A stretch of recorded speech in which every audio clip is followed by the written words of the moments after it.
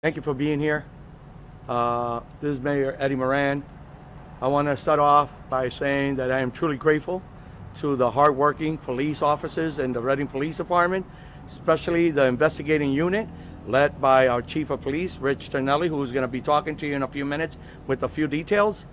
But to say that I am truly grateful for the collaboration that they have made and in a quick response to apprehend the suspect with the FBI and the NYPD, which gives me a great feeling to know that the child will be home with her family soon. But I'm going to let the chief give a little bit more details in regards to the outcome of this unfortunate situation. But also allow me to acknowledge that let this be a lesson for anybody who's trying to harm one of our little ones, that we would do everything possible to make sure that they get apprehended immediately. And we have zero tolerance for that. Chief. Thank you, Mr. Mayor. Good evening. As the mayor said, we have some good news to report with this unfortunate incident tonight, and that is that Janae Kalia Henry, age 13, who was abducted at 2 o'clock this morning in the 500 block of South Court in the Glenside Homes, was found safe tonight in New York City.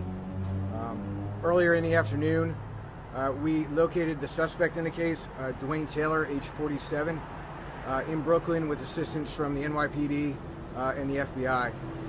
He's currently in custody in New York, being held on state charges, and will be arraigned in the near future. As the mayor said, the young lady is on her way home very soon to be reunited with her family. And we are grateful to the assistance from our partners in the NYPD and the FBI, and specifically our criminal investigators here in the city of Reading.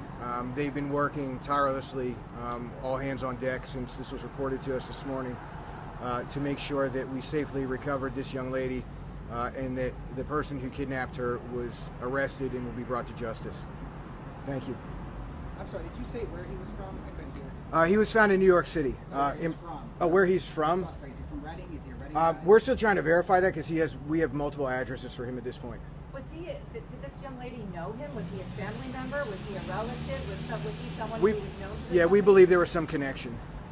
So it wasn't just someone who scooped her up and threw her in the car and took off? Like, Right, this wasn't a random off-the-street kidnapping, no. This wasn't? It was not. Can you describe a little bit of the circumstances? Because it happened at 2 o'clock in the morning and everybody was thinking, oh my gosh, like that she was out on the streets or something, but that's not, I mean, can you give us a little information? Yeah, I mean, we'll have a lot more specific information about how all of this unfolded tomorrow that we can release, but she was abducted from a home this morning. From inside her home? Yes. Okay, and would you be able to provide some information about how New York happened? Like, was there a tip, like, It was just some investigative leads that we developed that we were following that got us to that location. Was there a particular reason why they were fleeing to New York? We don't know that at this point in time. What about the time in between? It was 2 o'clock in the morning, Amber Alert goes out around almost 12 hours later. Can you give us... Right, there was a period of time where we didn't receive the report, that we were waiting to receive it, that we had to wait to receive the report, and then there's a process with the state police to go through to get them to approve the Amber Alert and put that information out. And is the child, you said, was her family going there to get her? Was it brought there? Are the police bringing her back? Like, what's happening? Our detectives will be bringing her back. Is she okay? Is she going to be hospitalized? Was she harmed at all? I don't have any really specifics. I mean, it was probably within the past hour that she was located and we made contact with her. So I don't have a whole lot of specifics, but she is well enough that she will be coming home with our detectives. That she didn't require medical attention, from what I understand. New York police are saying she was found without shoes on. Are there any other things you can tell us about when she was found? We know that she didn't have shoes on. Anything else you can say? No, I can't at this point in time. Again, we'll release a lot more specific information tomorrow once our detectives are able to come back from New York and fully brief us on everything that went down. And is her family okay with us still using her photo? I believe so, but we can double check.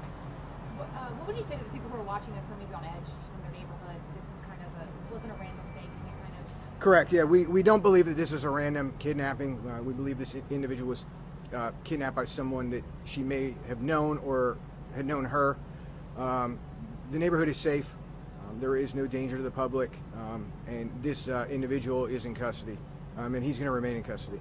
Does this have anything to do with like social media or anything like that? This kind of connection and knowing each other with this guy? Do you know anything about that? No, I don't have that information this time.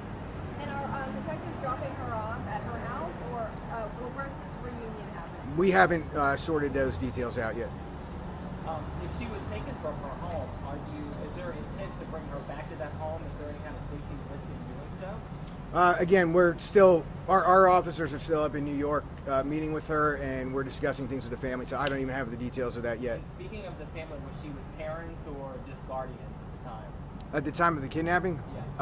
Again, we'll release all that specific information tomorrow. So you can't tell us if this guy just walked in the house, took her, and left?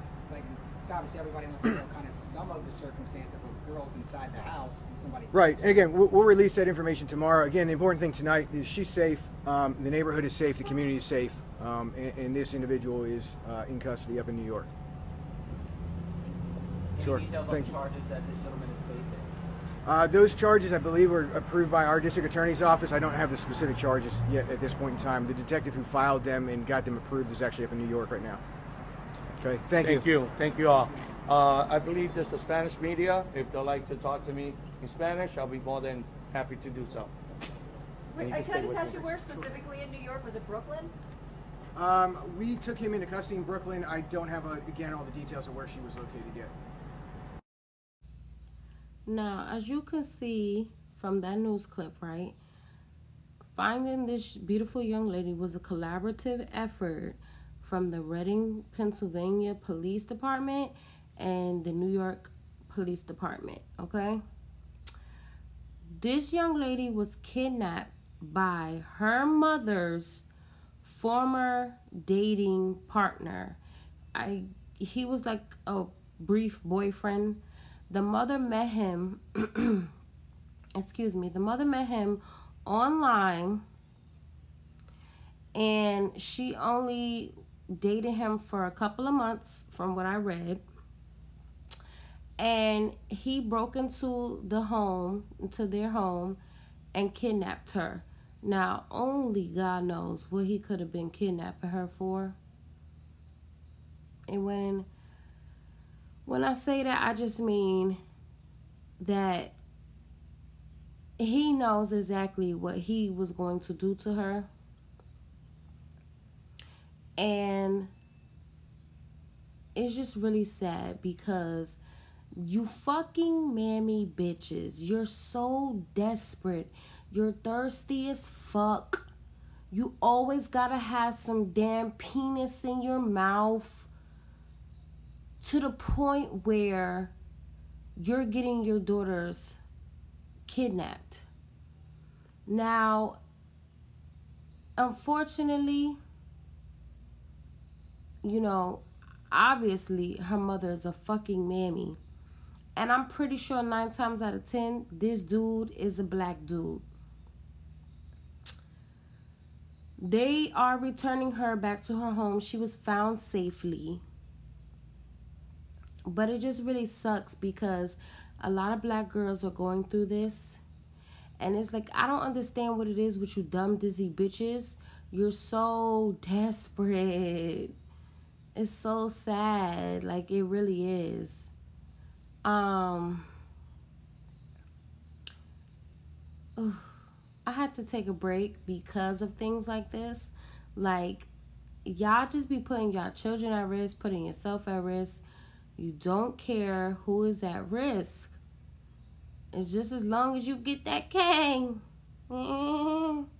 Right? A cane that's gonna, you know, he gonna treat you right. It's not funny. I'm really upset.